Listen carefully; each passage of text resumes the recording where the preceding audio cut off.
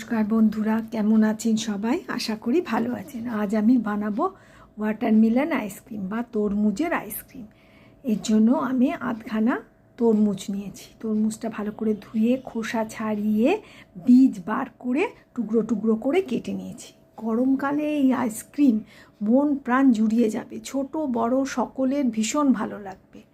এবার এগুলো একটা মিক্সিং জারে টুকরোগুলো দিয়ে আমি এর জুসটা তৈরি করে নেব। আমার এই আইসক্রিম যদি আপনাদের ভালো লেগে থাকে তাহলে আমার চ্যানেলটা একটু সাবস্ক্রাইব করে দেবেন। এর মধ্যে শুধু আমি একটু অল্প নুন দিয়েছি আর অল্প চিনি। আমার তরমুজটা খুব মিষ্টি ছিল, দিয়ে আমি ব্লেন্ড করে নেব।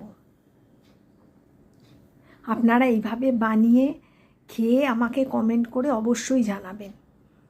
আশা করি ভীষণ ভালো লাগবে বাড়ির ছোট বড় সকল সদস্যের। তরমুজের জুসটা হয়ে গেছে, এটা আমি একটা জাগে ঢেলে নিচ্ছি। এবার আমি আইসক্রিম বানানোর যে ছাঁচ পাওয়া যায় বাজারে কিনতে, ওর মধ্যে আমি এই জুসটা ঢেলে দেব। ঢেলে 12 ঘন্টা ডিপ ফ্রিজে রেখে দেব। তাহলেই আইসক্রিম তৈরি হয়ে যাবে। কোনো গ্যাস জ্বালানোর ঝামেলা নেই, কিচ্ছু নেই। খুব কম উপকরণ, তরমুজ আর একটু নুন একটু চিনি, আর কিচ্ছু না। এই যে আমি এই ছাঁচের মধ্যে দিয়ে দিচ্ছি।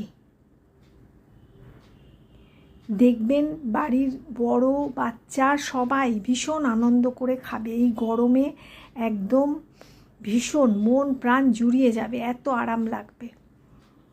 ঠান্ডা ঠান্ডা আইসক্রিম সকলেরই গরমকালে প্রিয় হয়। এই যে সব কাপগুলোর মধ্যে আমি জুসটা ঢেলে এবার এই যে ঢাকাগুলো বন্ধ করে 12 ঘন্টা ডিপ ফ্রিজে রেখে দিয়েছি। এবার আমি বার করে এই যে দেখাচ্ছি, একদম রেডি।